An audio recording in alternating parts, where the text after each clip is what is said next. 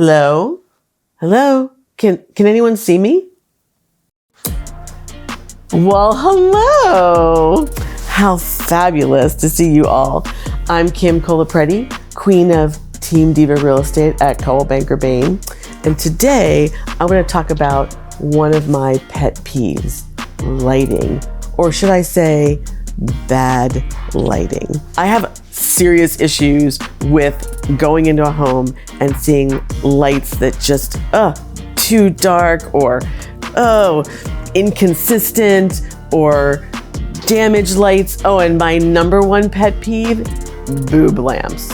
Just talk to the team because it is my thing that I talk about over and over again. So let me walk you through some of my 5 things about lighting that you should completely avoid when you're getting ready to list your home.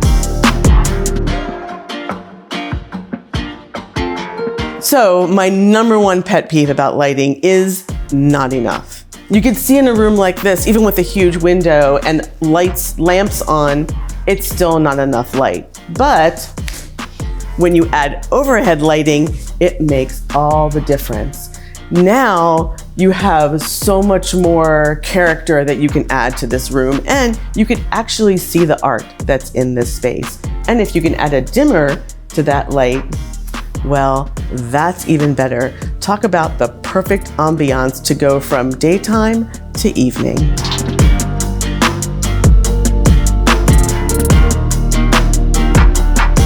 So we've talked about my number one pet peeve, which is not enough lighting.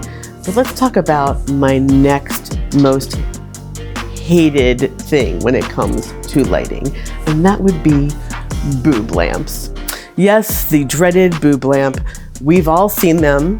Their origins are a little bit murky. Some think that maybe they originated from like the original lamps of the 1890s, but that lamp is nothing like what we see boob lamps today.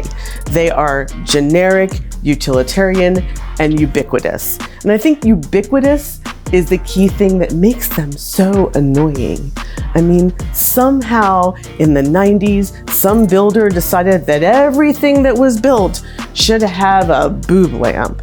And I just think that these things need to go. Now, there will be people that will challenge me on this because yes, utilitarian and inexpensive is great if you've got a rental property.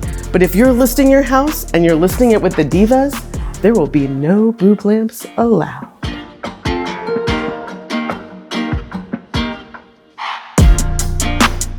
Okay, so I've probably ranted enough about boob lamps. Let's move on to my third pet peeve about lighting, and that would be lighting that doesn't really match the period or style or era of the home that you're in. Now, as you can see, we have this faux Tiffany lamp next to me, and we're in this beautiful mid-century modern home, which happens to be my mid-century modern home. Obviously, this is not my lamp because I would really never make this choice. And my suggestion is you try and avoid this as well. If you're in a craftsman home, you really don't want something uber modern and minimalist because that's really just not going to work with the era of your property. And if you have a mid-century property, putting in a faux Tiffany lamp probably isn't also a good idea. Now, there's always exceptions. I love creativity and I love it when you mix and match within reason.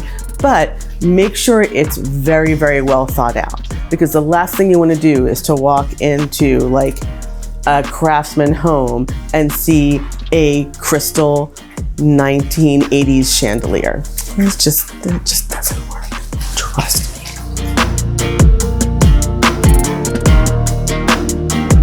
So my fourth biggest pet peeve when it comes to lighting is damaged, broken, or just not working lights. And pet damage lamps, well, that's a big one. As you can see, this goddamn cat has been hanging from my light for the past 3 months, and now I have to get rid of it because I wouldn't list my house with this damaged lamp, cool as it might have been originally, hanging out in my house.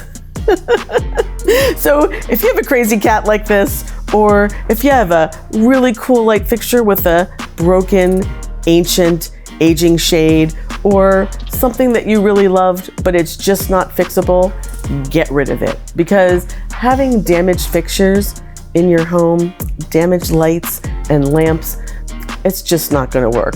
Time to upgrade to something new, no matter how much you love that old, beautiful lamp, and no matter how much you love your cat.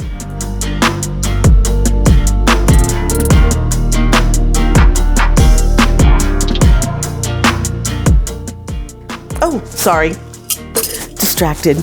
Okay, my fifth and final biggest pet peeve is mismatch lighting in a home. Okay, what do I mean by that? Okay, so say you bought your house and you decided to change the entryway chandelier. Great, but you also never changed out those boob lamps in the hallway, and you never changed out that 1930s vintage light fixture in the living room.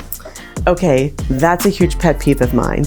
It really doesn't make a home look polished when there's 3 different eras and styles of light fixtures in one space. So, it is super important before you list your house that you make all the lighting look consistent. I don't care what style you want to put it in, but make sure it all looks and works together, or it's gonna look really weird. I didn't get that. Could you try again? I said it's gonna look really weird. Thanks, Siri. My pleasure.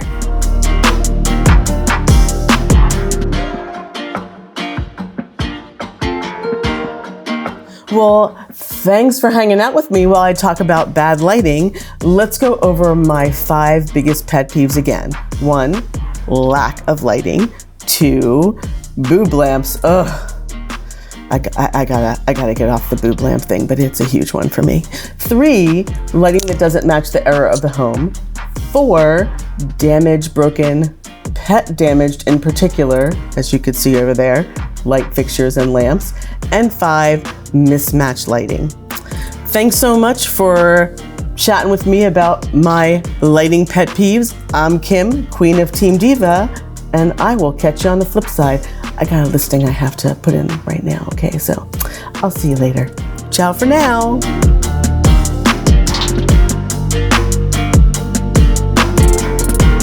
Please take a moment to like and subscribe to us on the YouTubes and follow all of our fabulous Diva Land adventures on the socials.